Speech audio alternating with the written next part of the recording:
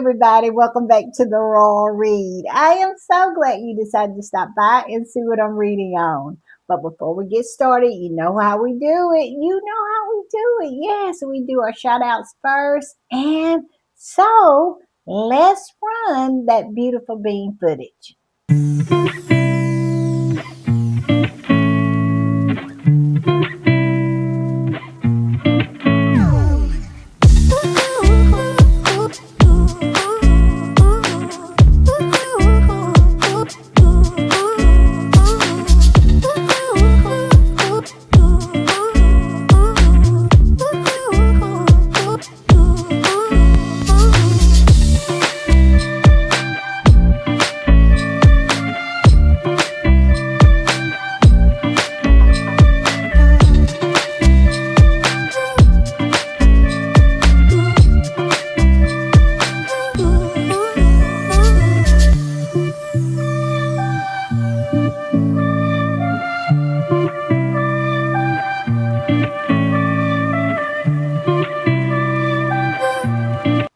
All right, y'all, I want to give a quick shout out to all of the readers who decided to come on through and support the channel. Y'all are so appreciated. Just know that. I appreciate you so much. And first up is my guy, Kevon Slim. Yes, Kevon came through. Kevon is the best. He is, and he is so supportive. So thank you, Kevon. Thank you for the super thanks. Thank you for coming through. And my girl, Jane Press, came through. Yes, she is the original reader. She is. And I am so thankful and so grateful that she continues to support the read. Thank you, Jane. And Eulette came through, the one and only. Yes, Eulette is so faithful and so kind. Thank you, Eulette. Thank you for coming through. And the coolest came through. Yes, she did. Cool Cat Harlem came through and dropped some wisdom and support. She is the best. Thank you, Cat.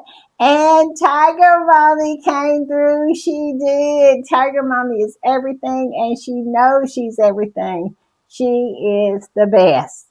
And Angela May came through. Yes, she did. Angela came through, and she is always being supportive. She's a ride or die, and I appreciate her so much. So thank you, Angela. And 08065 came through. She is the best. She is, and she is so faithful. And she is so supportive. So thank you, 08065. Thank you for coming through. And Hilda T came through. Yes, Hilda T came through. Hilda is the best. She is. She is always there when you need her. She always comes through in the clutch, and I am so appreciative for her. So thank you. Thank you, Hilda T. And TCC Sun came through over there on Buy Me a Coffee. She did. Thank you, TCC Sun. You're the best. You're so kind. You're so funny. And you are absolutely the best. So thank you for coming through. I appreciate it. I'm going to go and get me some coffee. All right, y'all. Y'all know what time it is, and y'all know what I do when I am putting the read together. I hit these internet streets. And let me tell you, we have quite a bit to talk about. And first, we're going to talk about Prince Harry. They're calling him petty because he has withdrawn money from Cinnabale. And my whole thing is it really petty, or is he putting his money where his mouth is? And that is what I'm thinking. Prince Harry has said that he was done with Cinnabale, so why should he keep on supporting them financially? If the past is a predictor of the future, we know exactly where any monies given to Cinnabale would end up. Because in the past, monies that was earmarked to help these children with HIV somehow ended up in the pockets of Sophie Chanduka's brother, her friends, and what I believe some kind of bogus agencies that she finds that's supposed to help with fundraising that never does. And let's not forget, a lot of the money lands in the pockets of Willie's sleeper agent, Ivan Rollins. So why in the world would they ever think that Prince Harry would continue to fund this kind of nonsense? I mean, and let's not forget, she is suing him for defamation. Now, these people make up these bogus charges that somehow he has defamed them in some way by quitting as the founder of a charity that he created from whole cloth. In my opinion, Sophie Chanduka and Ivan Rollison has managed to do a hostile takeover of. And you want Harry to continue to pour into that nonsense. Is that what you're saying? He might as well just take the money and put it in Sophie Chanduka's pocketbook. It would make about that much sense for him to continue to give money to Cinnabale. These people make no sense. It's as if they are on the spectrum. If they really think Harry is going to continue to support something that is attacking him and was taken from him, I don't see how that is petty. I see that as him doing what he said he was going to do. And we have an update on Cookie Queens. Yes, Cookie Queens just keeps doing the doggone thing. And I have a video clip I want to share with you from someone who's in the industry, who knows how these things work. And he pretty much just reinforced what I said about Cookie Queens and documentaries and why they don't make as much money as other movies. And also, they make their money on the back end. So, yeah, I'm going to play that and we're going to talk about that. And we also have a update on Professor Jason Arday. If you remember him, he is the former Cambridge professor that recently unalived himself due to the racist British media launching a unrelentless smear campaign and witch hunt against him. Yeah, we're going to talk about that. I must say, this right here, it has really troubled my spirit to know that this man who was autistic was hounded to his death by those rags over there. And this man who is an American, which is not surprising to me, he is the one that kicked all this off. All because he believed that Professor Arday did not belong, which is really rich coming from him because he's a Jew. Does he not remember the Holocaust and why the Holocaust even happened? It was because of bullshit like what he is peddling, that one race is somehow superior to another.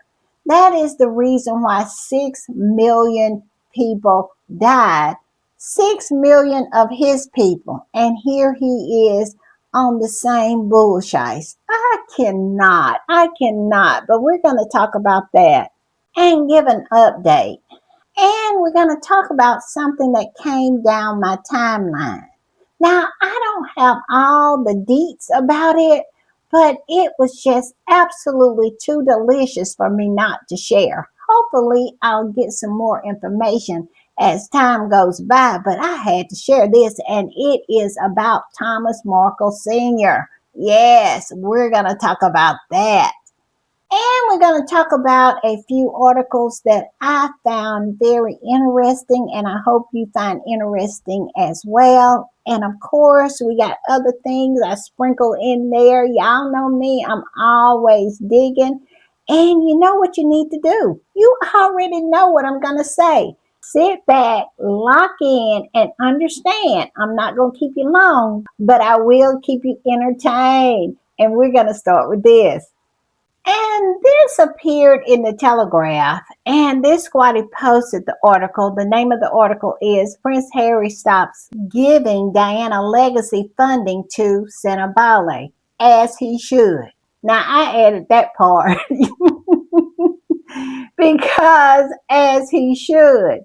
This squatty that posted this said, Prince Harry has diverted his share of the annual income from Diana, Princess of Wales Memorial Fund away from Senabale to Botswana-based charity Elephants Without Borders. I don't understand why this is a news article, to be honest. What did they expect him to do? Continue to support Sophie Chanduka and all of the shenanigans that she's up to over there at Senabale, to the point where she did a hostile takeover of a charity that he started when he was 19 years old as a tribute to his mother. Why in the world do these people think Harry is some kind of saint? He is a human being. And as a human being, he sees exactly what's going on over there at Senabale. And he said it with his own mouth that he was done with that. And since he's done with it, his money is done as well. And like I said in the intro, if he did give it to Senabale, it probably would end up in the pockets of Sophie Chanduka and all of her cohorts, her brother, her family members, and her friends. Let's not forget Ivan Rollins, Prince William's guy. So, yeah, I don't understand why this is a story. Harry is just doing what any other person in his position would do. At least he's being nice about it. I don't think I could be that nice if I was Harry. So, yeah, it speaks to his character that he is being as nice as he is. And of course, I did not give the Telegraph a click, so I went over to Celebici to see if Kaiser had written an article about this article, and she had. So that is what we're going to read. We're not going to read the whole article, just the portions that I really found interesting. And the title of the article from Kaiser is Prince Harry Redirects Charity Funds from Senabale to Elephants Without Borders. It says Prince Harry still has many charitable connections in the UK. One of those connections is with Diana, the Princess of Wales Memorial Fund, which still generates annual income. Years ago, Harry and his brother agreed to split this income, with both brothers directing the money in different ways. Originally, Harry's portion has been donated to Senabale, the Lesotho-based charity he co-founded as a teenager. Last year, Harry stepped down from Senabale after Sophie Chanduka looted the charity's fund and refused to step down as chairwoman. I love that word looted because that is so fitting to what she did. She did that. And I still can't get over the fact that the Charity Commission had the audacity to leave that woman as chairwoman of Senabale after all the wrongdoing that had been uncovered about her. I mean, it makes no sense, but we know it makes no sense because it was a blatant stitch up. It was. You cannot find that this woman did all these things and disappropriated all those funds, and she is still the head of the charity. It will never make any sense to rational minded people, to people who don't understand who Harry is dealing with when he is dealing with that family, and when he is dealing with his jealous, envious brother.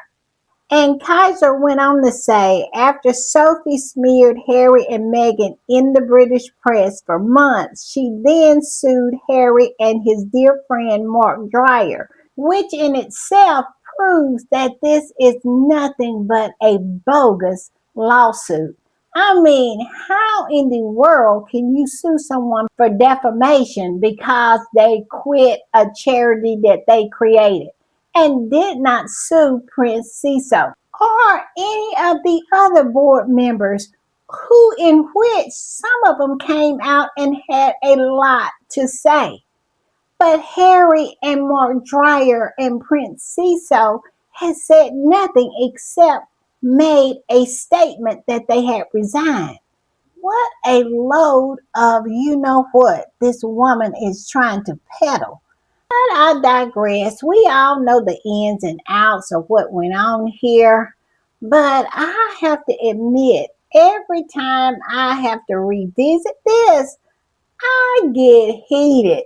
I really get hyped when I think about all the things that they have put Harry through. It really makes me heated. I get hyped up. So bear with me, y'all. Bear with me. And this came straight out of the Telegraph article. Kaiser put it in her article.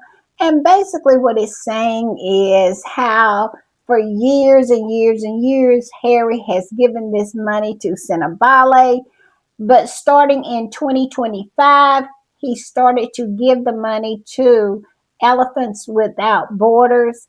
And this is not new information. This started in 2025. We're presently in 2026, and they are digging this up. Why? Because those left behinds are on vacation. And what do when there's nothing else to talk about? They feed off of Harry and Meghan. That is all that is going on here.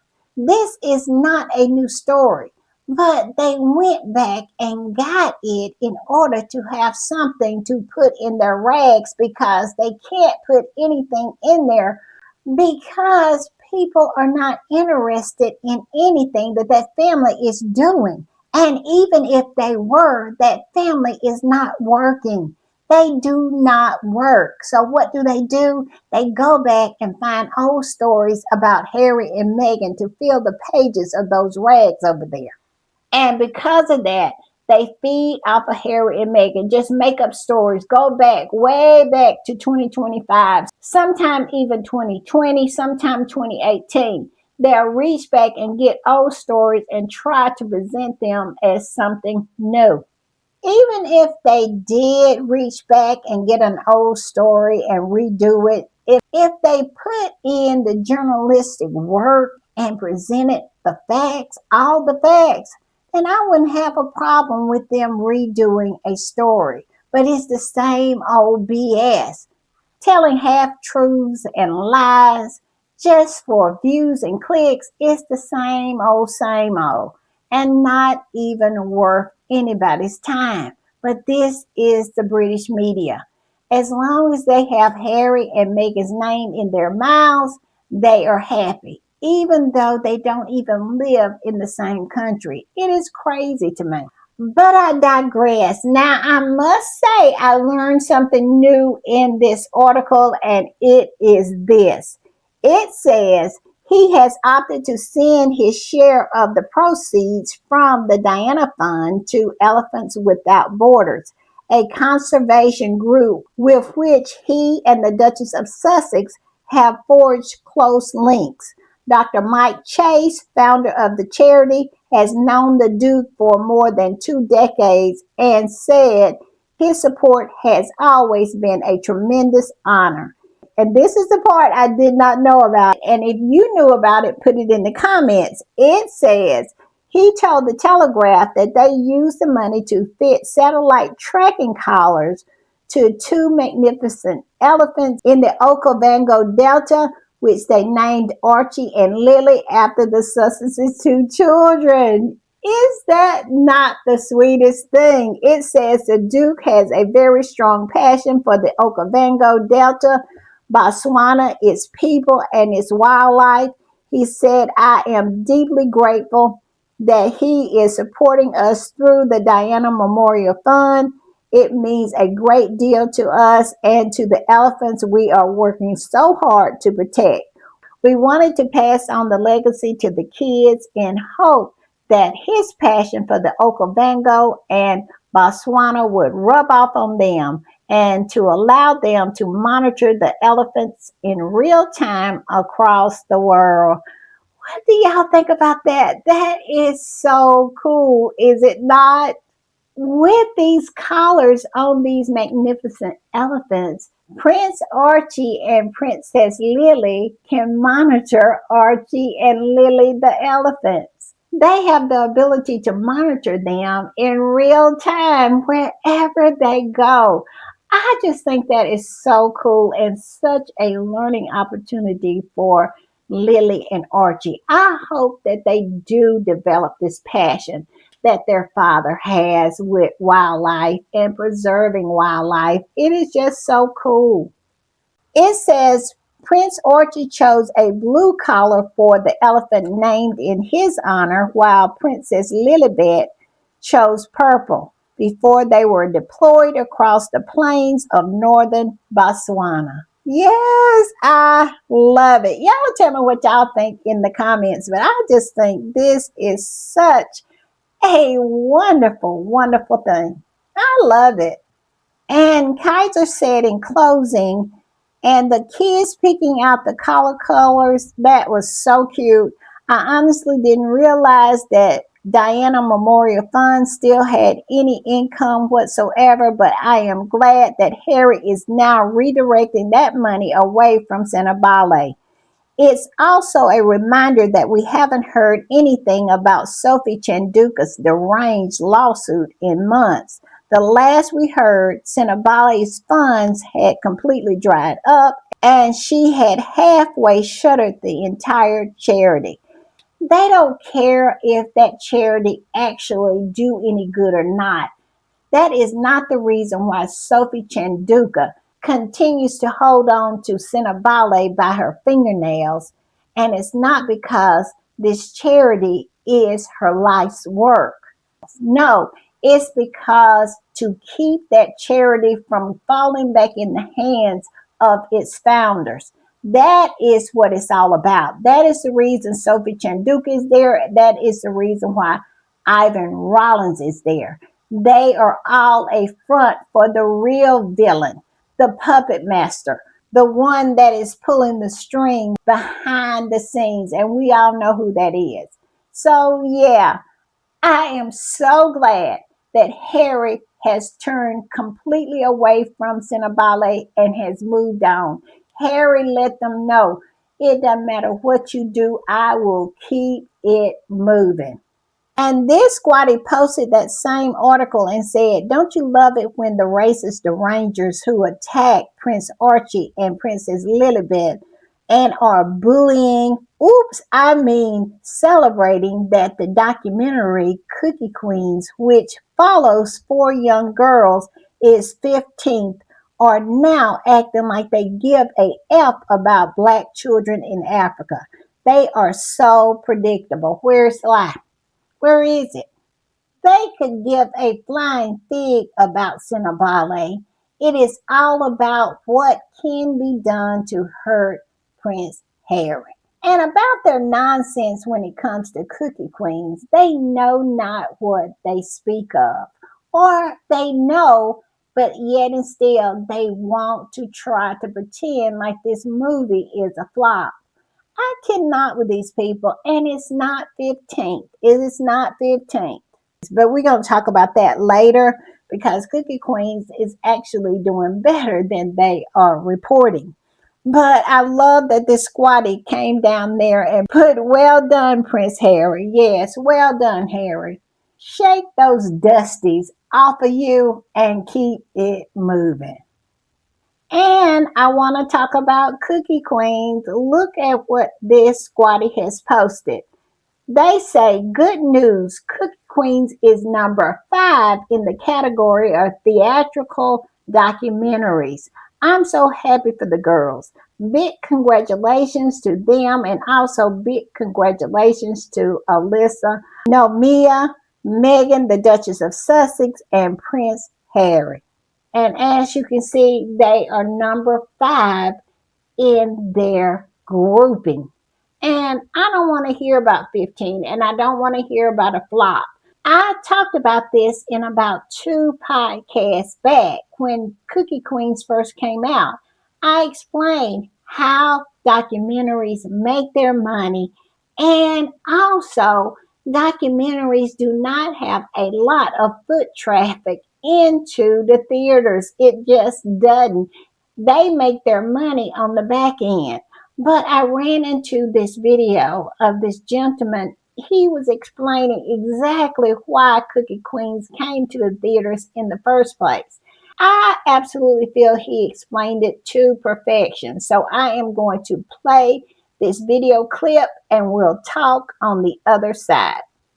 $327,000 revenue from 446 theatres. It was 15th place in the domestic box office, behind a compilation of cat videos. And yes, that's a real thing. So you see the headlines that are doing the rounds, and on paper it's brutal. But here's what the headlines conveniently leave out. This is a documentary about Girl Scout cookies.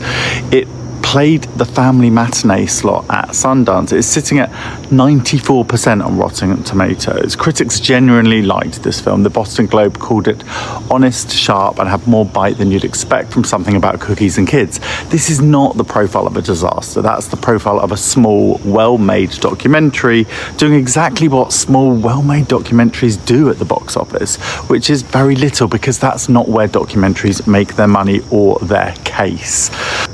So the real question isn't why didn't this open bigger? The real question is why anyone expected it to. Documentaries about Girl Scouts don't sell out multiplexes. They never have.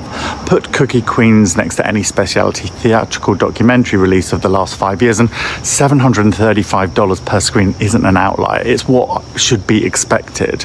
And there's more to that number than the top line suggests.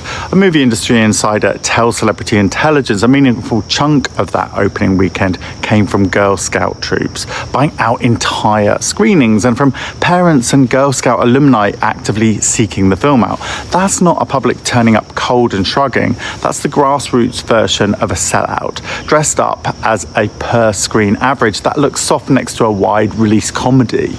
The distributor strategy by this account was built around exactly that kind of community turnout rather than a broad theatrical push, which makes the flop framing even harder to defend.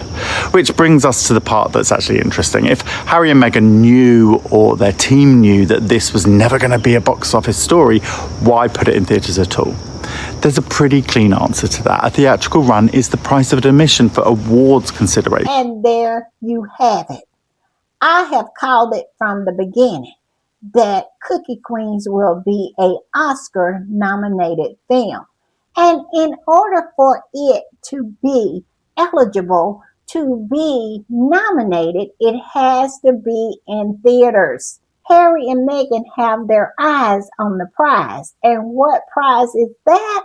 That would be the Academy Award. And that is the reason why it's in theaters. It's going to make its money on streaming. And if it's nominated for an Academy Award, or if it wins an Academy Award, it will absolutely fetch a hefty price when sold. So all these flying monkeys out here saying that Cookie Queens is a flop, just know that Harry and Meghan will be laughing all the way to the bank again. And this squatty said if Cookie Queens made it into the top 10 at number 8, they would say the same SHIT, that it's a flop because it didn't end up in the top 5. They are projecting the hate they feel for a happy couple onto innocent children, which is absolutely diabolical.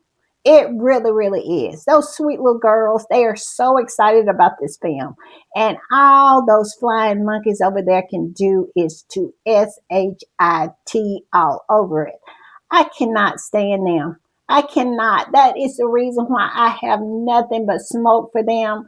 That's the reason I show nothing but disrespect for them. That is the reason why I name call and downgrade each and every one of them, because they deserve it. They do. Because they do SHIT like this.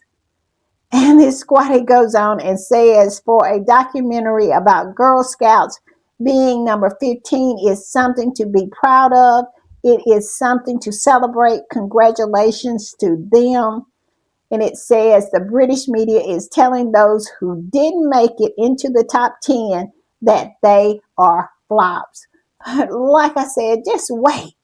Sit back and wait. And we're going to see how all of this shakes out. when Harry and Meghan is standing on the stage at the Oscars accepting their Academy Award, all I'm going to do is throw my head back and cackle after I get up off the floor. And y'all, guess who went to see Cookie Queens? Can you guess? If you guess Little Tooth, Big Tooth, you are absolutely right. Yes, Brittany of the Royal News Network, she went to see Cookie Queens. You cannot tell me that these derangers, these haters, these trolls, these toadies, these absolute ugly old hags are not twisted fans of Meghan. They buy all of her products, buy her candles, and pull the wicks out of like a bunch of psychos and go to everything that she puts out, including Cookie Queens. I kid you not. And this squatty posted about Megan's mole, aka I can't say her name down there, bad mouthing Brittany for going to see Cookie Queens. And you can see the back and forth between Megan's mole and one of the derangers. And this squatty posted it and said, "So you're telling me that Brittany from Royal News Network spent money to watch Cookie Queens, thereby putting money in Harry and Meghan's pocket. But she won't show up for anything related to William and Kate, her alleged favorite royals." Exactly, because let's not forget, Kate could not raise £2,000 for that fake three-peat challenge that she did.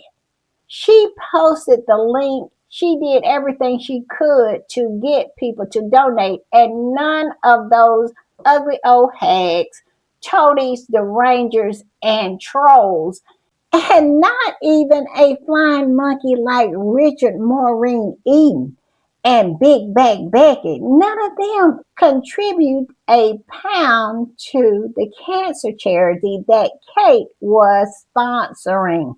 But Richard Eden found a way to get some of Megan's wine. Y'all remember that? He was sitting up there drinking it and pretending like it was nasty. But he made a way to get some of that wine. And you best believe Big Back Becky and the rest of that cauldron of witches over there at the Daily Fair, if you look in their pantry, I am willing to bet you it is filled to the brim with as ever products. And Kitty went to the trouble to fake the three-peat challenge in order to get them to support her and her cancer charity. And they did neither. I mean, Kitty could not raise £2,000. And I don't think she raised much more than £1,000 because they said between 1,000 and 2,000 pounds. Well, that can be on the low end as well. And also, Kensington Palace and Kitty was so embarrassed of the lack of support that she got from her so-called fans, they start saying that Kitty donated the money and it did not come from the public. I mean, how does she look good either way? Either she got no support or she got very little support. You know, they talk about Cookie Queens being a flop. No, the three-peat challenge. Now that was a flop. And Zanny Sussex says, "I see even melanated Mona finally gave up in despair on her fellow derangers and disappeared back into the sewer from whence she came." She hasn't posted since May, after becoming increasingly frustrated by her fellow derangers' relentless fixation on Harry and Meghan while showing virtually no interest in people that they supposedly support, Willie and Kate. Poor toxic Mona, even she couldn't take the derangement anymore. Now, y'all know my theory about melanated Mona. I have always believed that was Willie or Kitty or somebody in Kensington Palace. because they always wanted to try to keep the focus on Willie and Kate. And also, the way she would write things, I never felt that this was a black woman. This was black fishing at its finest. I am going to miss Melanated Mona because I always would call her Willie. And I love the back and forth. And now Zanny is saying that she hadn't posted since May. All I can say is it's really, really getting interesting that Melanated Mona is mad because people will not focus on Willie and Kitty. Very interesting. I'm just saying. And I'm going to put this up. This is an article by Kaiser that she wrote, and I did not read the article, and I'm not going to feature the article. I am going to feature the comments because the comments are delicious. And the title of the article is P6, the substances needs to disappear professionally after Cookie Queens. Yes, they want them to go away. Yeah, I wonder why. I know why. Because Harry and Meghan just keeps on dominating. They keep on putting the points on the board. And they keep on dominating the world stage. Harry and Meghan can sneeze and generate articles from around the world. Willie and Kitty cannot dominate or command the attention of the press in their own country. The country that they're going to be head of state in, the country that he is going to be monarch. He cannot command their attention if Harry and Meghan are on the world stage. Harry and Meghan absolutely dominates the world stage anytime they come out of their front door. And that is the reason why Kenzie Schofield is out here saying that Harry and Meghan should disappear professionally. Yeah, you know what, Kenzie Schofield? You should disappear professionally. Nobody would miss you because you're only on Talk TV and the YouTube. I mean, it's not like you got a booming career. But yeah, why don't you disappear and do us a favor? And Harry and Meghan Loves Always Win came up under that post and said they want Harry and Meghan to disappear to put the limelight back on Yorkshire Wales. Sorry, not sorry, it ain't going to happen. And even when Harry and Meghan lay low, I mean, don't get out and do anything publicly. Do not have any front facing events. The world is still not checking for Willie and Kitty. Nobody's looking for Willie and Kitty, even when Harry and Meghan aren't on the world stage. When Willie and Kitty does something, when Harry and Meghan is off the world stage, nobody's still not checking for them. Nobody cares. Harry and Meghan aren't Willie and Kitty's problem. They're their own problem. They're their own worst enemy because they're running around trying to be a Temu version of Harry and Meghan instead of developing a personality of their own. Now, they're well into their 40s and they still do not have that sparkling personality, so it is very unlikely that they will develop one, but still they can't expect to be as popular as Harry and Meghan, copying Harry and Meghan. This squatty said, funny thing, Kenzie Schofield went to Hollywood like Meghan to try to be a star and fell flat. She was so uninteresting as a personality that her only career path is to troll someone more accomplished than her. The self-awareness is zero with that one. Exactly. I mean, her claim to fame is that she was P. Diddy's assistant. Yes, that's the only accolade she has to her name. And she used to brag about it all the time. Something happened there. Could it be he went to prison for all of those sex crimes? It is so funny that she is always sitting on television with her legs crossed talking about how Meghan was a suitcase girl on Deal or No Deal, using that to somehow denigrate Meghan and to smear her character. And the last time I looked and saw that show, it was nothing. I mean, nothing for Meghan to be ashamed of. It is so funny. We hadn't heard one story from her about being the assistant to P. Diddy. She still hadn't told us the story about that and if she was present for any of those freak offs. Now, I'm not saying she was, but it would be interesting if she would tell that story. Now, that's a story she needs to be talking about while she's walking around with Megan's name always in her mouth. Talk about Diddy. And how many bottles of baby oil really was there in his mansion? Did you have to count them? Just curious. Now that's a story that people would be interested in hearing about. I'm just saying, I'm just asking questions because if Megan had lived on the same block as P. Diddy, we would have got so many articles about Megan being a part of what was going on. Y'all know Harry went to a concert that featured P. Diddy and Kanye West when he was barely a teenager. Well, I think he was in his early 20s, and they still tried to drag him into that. And here she was P. Diddy's assistant, and she is just as quiet and mute on that as she can be. What if somebody started digging into her life and picking it apart? Wonder what they could come up with. She needs to think about that while she is talking all manners of shite about Megan.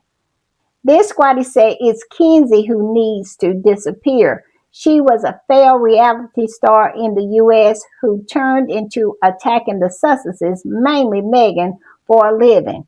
Without attacking Meghan, no one would be interested in anything she has to say. Just another hateful woman making money for the hate of Meghan. Exactly. That is her whole stick. She cannot, she cannot make money unless she is talking about Meghan. And she really do not want Meghan to disappear. Because if Meghan disappear, how is she going to pay her rent? How is she going to pay her light bill? She'll be sitting in the dark without Meghan. She couldn't pay her car note. She could not pay her car insurance. She would be on the bus without Meghan.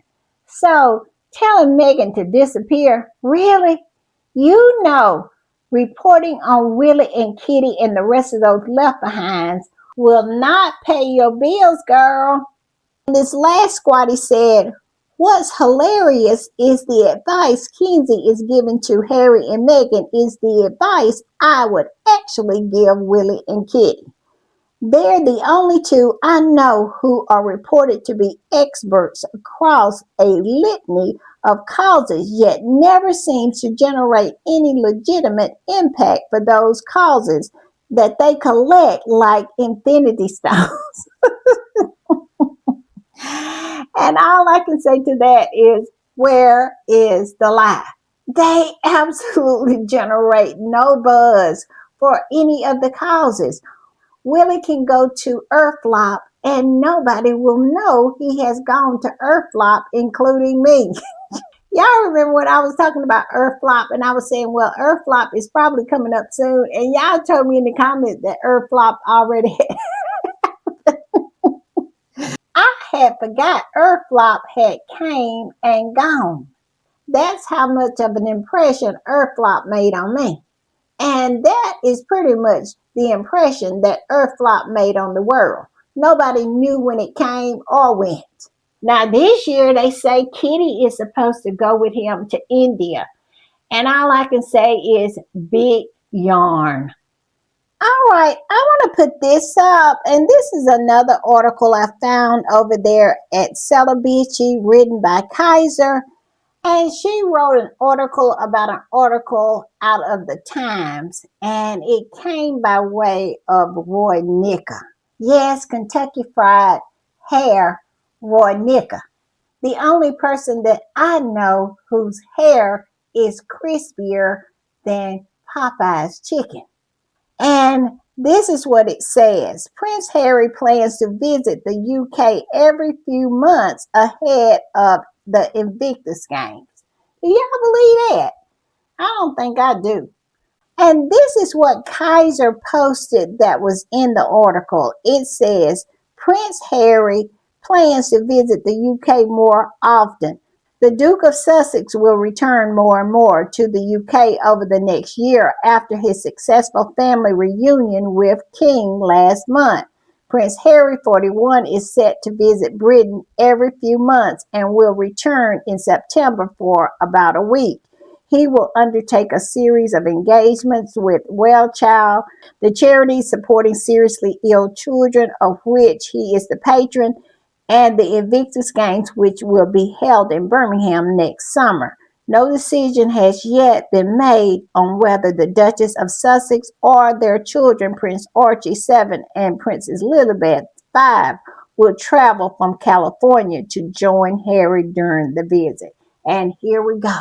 The speculation, article after article after article, speculating if Meghan and the children are going to come with Harry. And Meghan and the children hadn't came with Harry ever for Well Child. But does that mean anything to them? No, they'll continue to churn out the articles and the nonsense. It makes no sense. The children are in school. Why would Harry and Meghan take their children out of school to come to the UK? For what? Because when they did come, they had to come in like they were ninjas. Nobody saw Meghan. Nobody saw the kids. I mean, it was totally a blackout.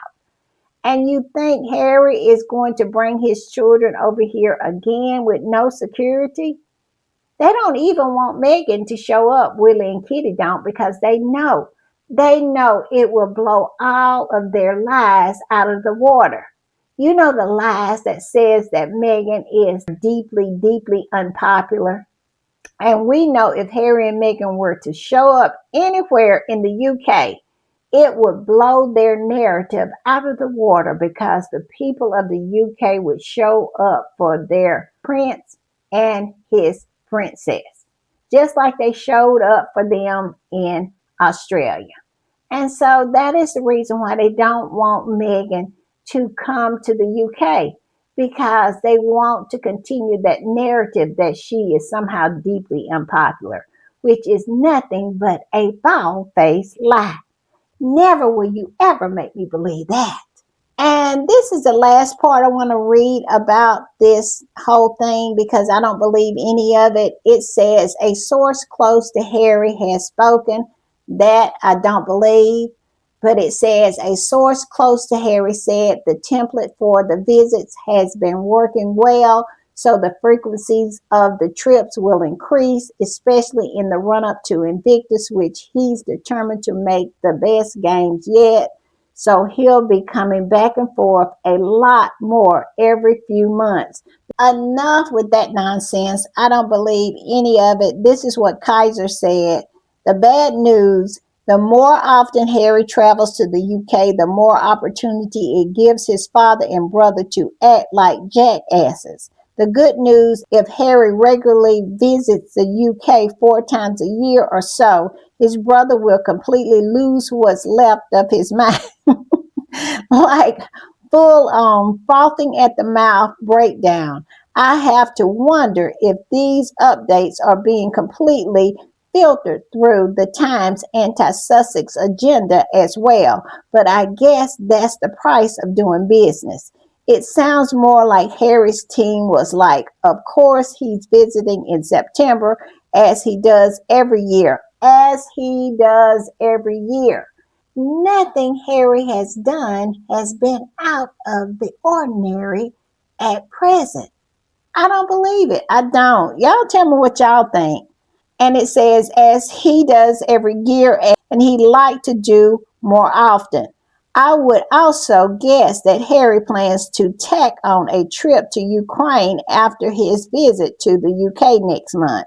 which is what he did last year too.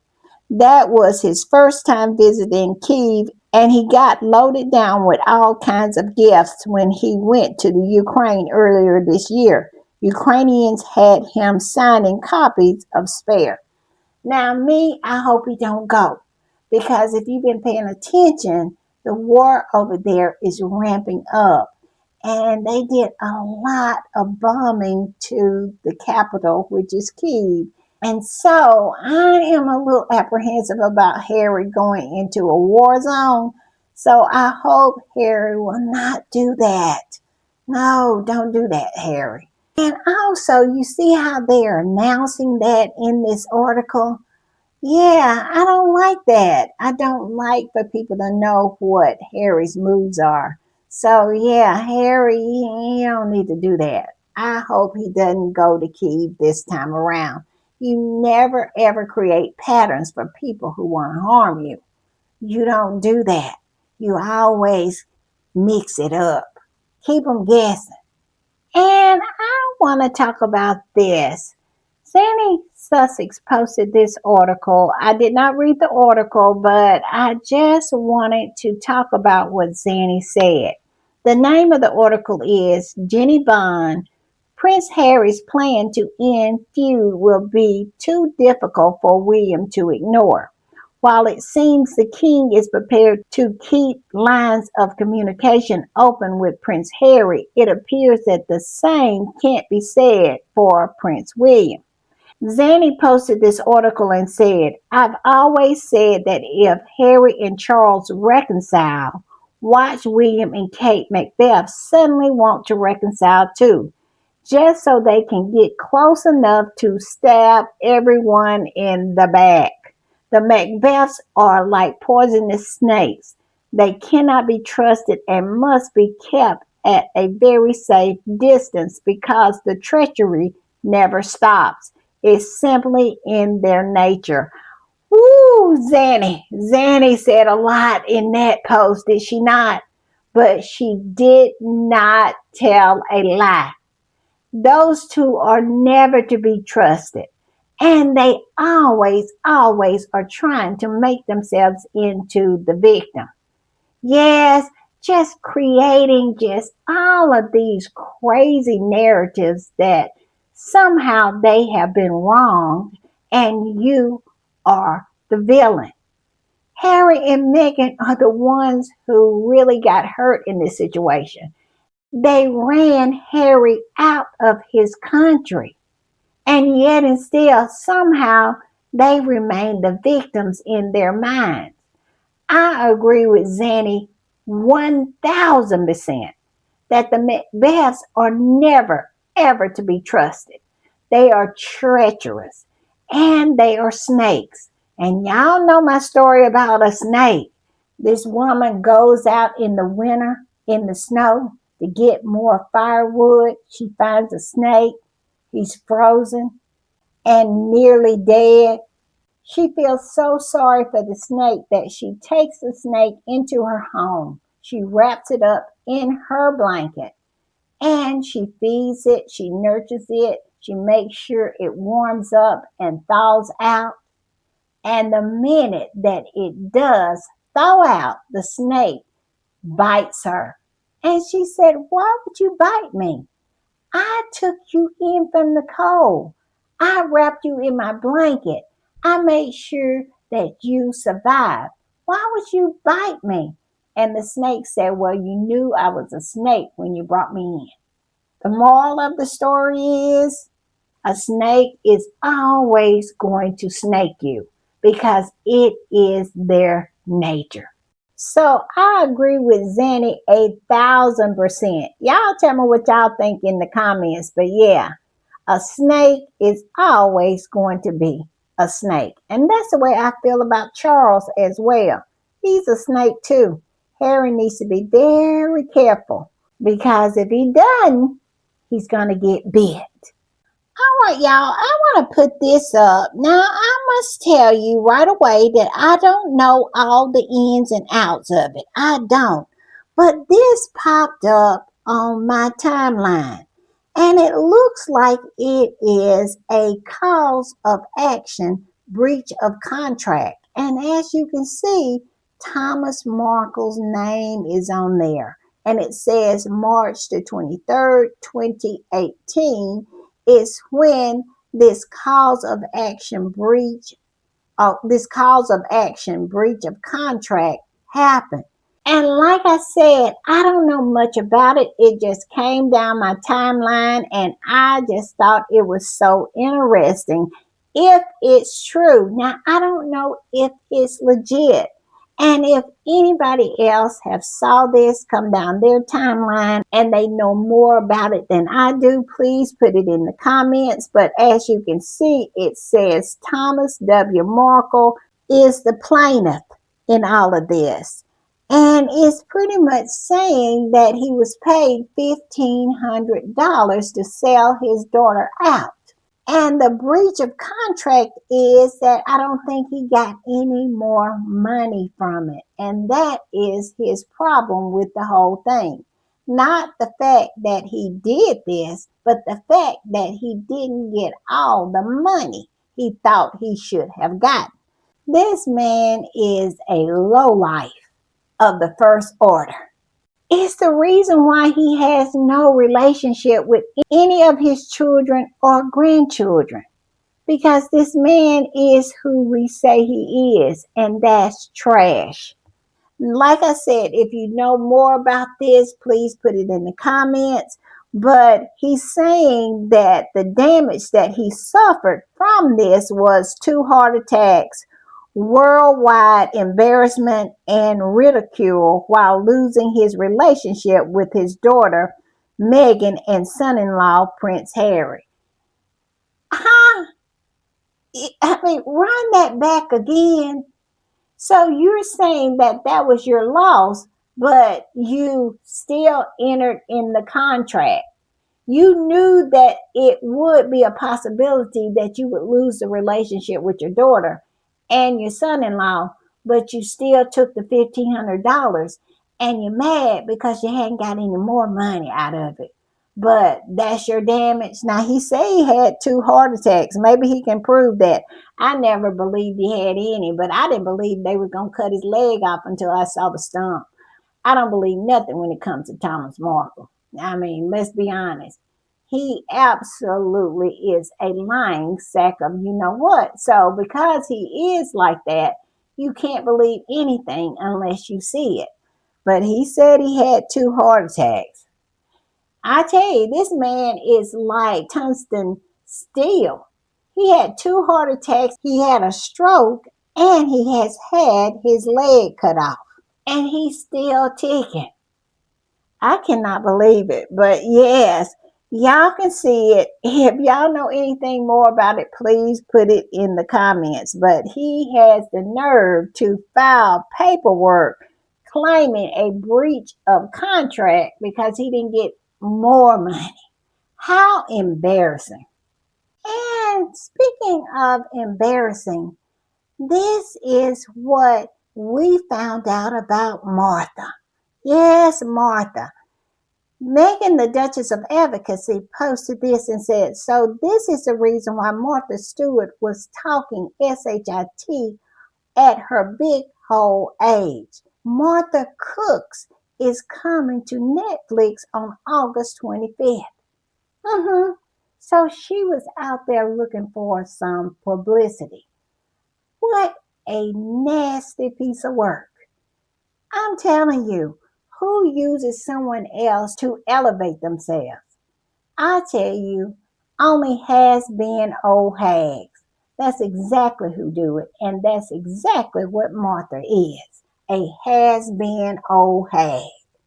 And this squatty posted about it and said, poor desperate Martha used Meghan's name to create controversy so her little show could make headlines. All she managed to do was to annihilate a big chunk of her would-be audience. No one who disliked a liar would watch her.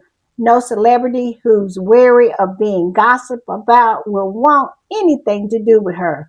No one who likes Meghan will watch her. where's the lie? Where is it? Because she has a very, very low chance of having success on Netflix with this cooking show. Because what she didn't understand is people who support Megan are not going to watch.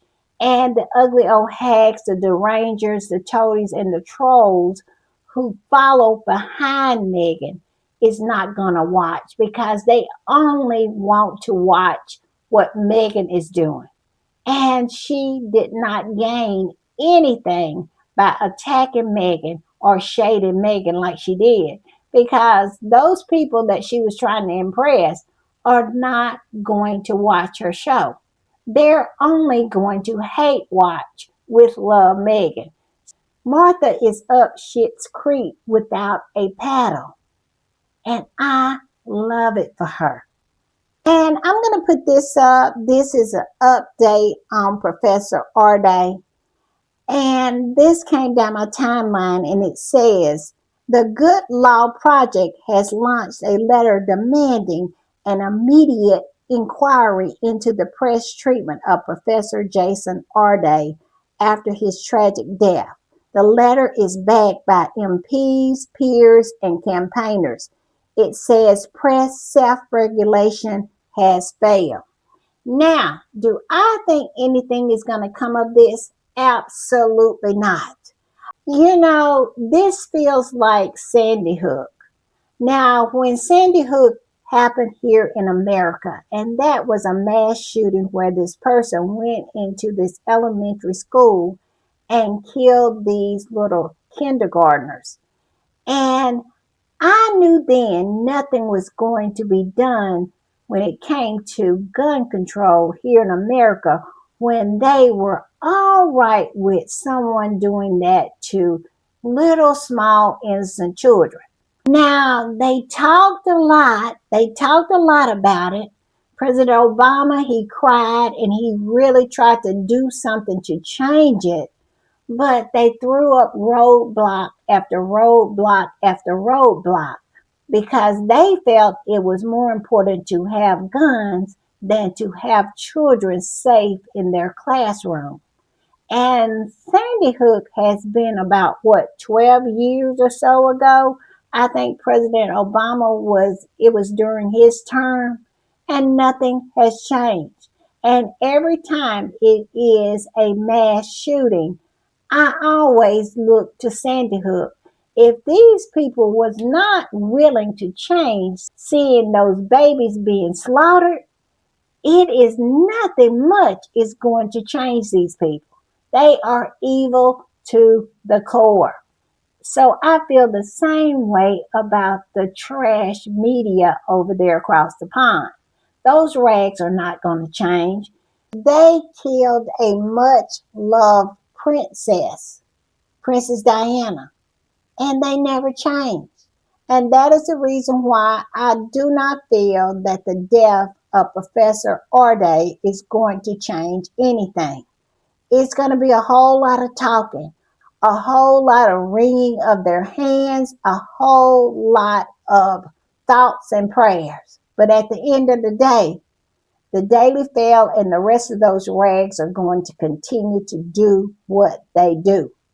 And that is killing people, lying on people, torturing people, making people's lives a living hell. That's what they're going to continue to do. And the only way it will change, the people are going to have to change it. And how do they do it? They hit them in their bottom line. Don't buy the rags. And then they'll change because their biggest fear is slipping down the drain, failing. Because these people are not going to voluntarily change themselves. All right, y'all, I am going to switch gears and I want to talk about Princess Eugenie's beautiful, beautiful little girl. They have given her a name, and this was in Sky News. It says Princess Eugenie names her baby daughter, and her name is Adelaide Elizabeth. And believe it or not, No articles about Eugenie naming her baby girl after the late Queen Elizabeth. I wonder why. Because we all know Trash Press over there lost its SHIT when Harry and Meghan named Princess Lilibeth after the Queen. I don't know. What is the difference, you think? I mean, never a peep about Eugenie and Jack naming their little girl after the late Queen. I mean, never an article. But somehow all hell broke loose when Harry and Meghan named their little girl after Queen Elizabeth. It's almost as if it was fake outrage. Racism. What y'all think? But I digress. Her name is Adelaide Elizabeth Anina Brooksbank. I think Eugenie did a great job. Love the name. Y'all tell me what y'all think. And this came down my timeline, and I just had to share. Evidently, they had some kind of event at Disney this weekend, and all the Disney princesses were there, including all the black princesses, and they did the songs from the movie. Oh, I saw some clips from it, and it looked like it was absolutely marvelous. It seemed like it was so good. And of course, there's Tiana, the Princess and the Frog, and we have Cinderella, and we have Ariel, the little princess, my favorite, and Megan's favorite as well. And this squatty said, "Someone pinch me, please." Yes.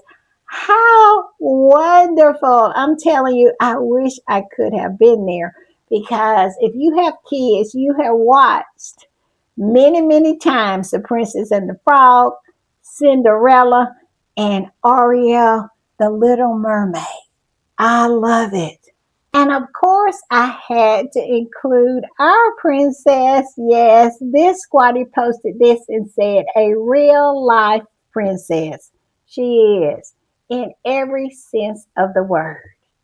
All right, y'all. Y'all know I always enjoy the time that I spend with y'all, and I will be back really, really soon. If you want to support the channel, it's easy peasy lemon squeezy. Look below, click the three dots, and you'll see the super thanks button. And if you see the hype button, hype the girl up because listen, it really, really helps the channel to grow, and I really, really would appreciate it. Also, if you want to be a part of the reading club and be a channel member, click the link below. And if you're watching on television, click my picture, click join, and follow the prompts. Also, so many ways in my bio to support the channel. We have PayPal, we have Zelle, we have Buy Me a Coffee. And if you don't want to do it here on YouTube, scurry on over there to patreon.com/The Royal Read. I have a reading club over there as well. And if you don't want to support me, at least join for free because I'm always posting over there.